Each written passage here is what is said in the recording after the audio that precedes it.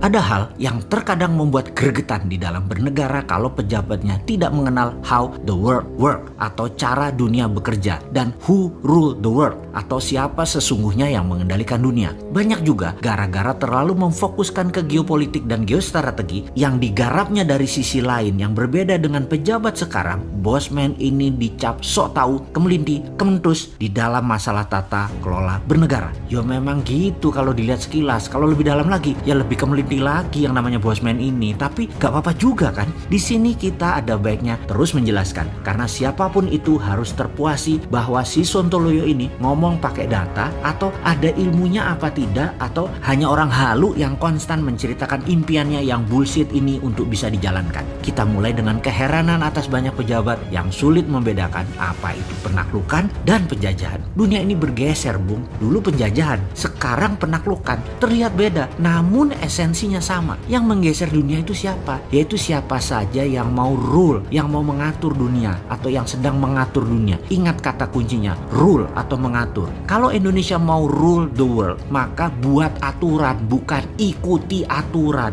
Mulai paham mengapa berkali-kali si Sontoloyo ini mengatakan negara tidak berdaulat selama mengikuti aturan dari globalis atau dari negara kuat lainnya. Kita mulai dengan who rule the world. Mereka ya ruling the world punya dua cara, conquering atau penaklukan, yang kedua adalah colonialization atau penjajahan. Penaklukan adalah mereka mengambil apa yang mereka butuhkan dengan paksa. Kalau penjajahan, mereka bukan hanya mengambil apa yang mereka butuhkan, tapi menetap, tinggal, mencaplok wilayah dan mengendalikan wilayah tersebut dengan aturan mereka. Amerika itu strateginya adalah conquering. Timur Tengah ditaklukkan, minyak dan gasnya dikendalikan, diambil. Indonesia dan negara penghasil kekayaan alam, energi terbarukan maupun mineral tambang ditaklukkan dengan berbagai tekanan. Amerika yang conquering pemerintahannya, kemudian yang mengkolonisasi adalah swastanya Amerika. Tiongkok menggunakan koloni atau penjajahan, uang Tiongkok, tenaga kerja Tiongkok, mesin teknologi Tiongkok, wilayah hasil alamnya seluas-luasnya dikuasai sampai bahan bakunya habis di negara lain tersebut, lalu hasilnya setengah jadi, produknya tadi diambil balik ke Tiongkok lagi. Tiongkok yang conquering pemerintahnya, yang mengkoloninya BUMN Tiongkok. Kelebihan Tiongkok adalah karena basisnya negaranya adalah komunis, dan komunis itu punya ciri yang sama dimanapun komunis berkuasa. Kuat sekali propagandanya dan kuat sekali mengendalikan informasinya, baik yang masuk ke Tiongkok ataupun yang keluar dari Tiongkok. Semua didesain, semua diorkestrakan. Semua cerita yang keluar dari Tiongkok, semuanya Tiongkok itu bagus, Tiongkok itu keren, terorkestra rapih. Halaman depan Tiongkok, fasad bernegaranya, mukanya Tiongkok, halaman depannya, apapun dari Tiongkok itu bagus. Itulah propaganda dengan mengendalikan media serta informasi. Ini kalau di Tiongkok, hal seperti ini propaganda itu masuk di Kementerian Pertahanan, masuk di DOD-nya, Department of Defense.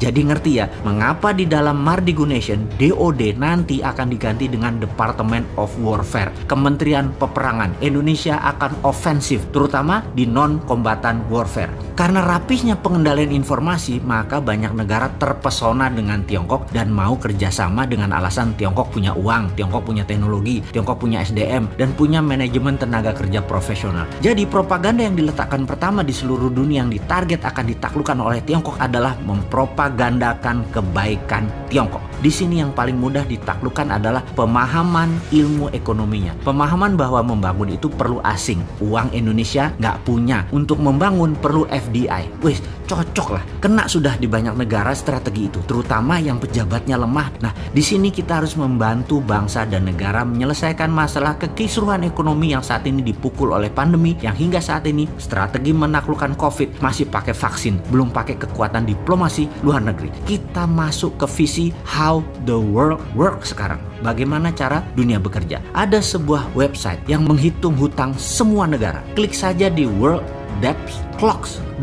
Web ini menginformasikan berapa setiap detiknya hutang itu bertambah, termasuk bunganya per detiknya yang harus dibayarkan. Begini melihat data tersebut. Kalau bernegaranya cemen, maka nggak akan paham apa isi informasi website tersebut. Ini kita jelaskan. Uang dolar sejak tahun 1971 tidak lagi pakai underlying emas. Amerika di zaman Nixon tidak pakai emas lagi mencetak dolarnya, tetapi pakai hutang, alias hutang tadi kan untuk proyek produktif. Nah, hutang tadilah underlying cetak uang. Itulah teori MMT yang dipromosikan oleh Hudson Institute, kamratnya si Nixon. Jadi dalam website worlddebtclocks.com terdapat angka, dan sebanyak itulah uang dolar dicetak oleh Amerika yang menghutang tidak hanya negara tapi swasta Amerika, juga negara Amerika juga ikut ngutang. Ingat, hutang Amerika itu besar tapi hutangnya dalam dolar juga, dalam mata uangnya juga, duit mereka sendiri. Jadi ya dicetak langsung ya langsung lunas. Tapi mereka tidak lunasi, biar membengkak untuk bisa cetak uang lagi. Selama peminjamnya kan harus ada hal yang produktif. Selama uang dicetak untuk hal produktif, uang itu muter berlapis-lapis. Itulah yang tidak akan membuat dolar inflasi. Jadi kata inflasi juga kata defisit sebagai penganut MMT itu hanya mitos, itu hanya propaganda. Dengan cerita singkat ini mudah-mudahan paham maksud dan tujuannya ya. Pertanyaannya, berani nggak tidak mengikuti globalis dan berani nggak tidak mengikuti negara pengatur dunia? Berani nggak independen? Berani nggak nyetak uang sendiri? Berani nggak ngelawan itu semua?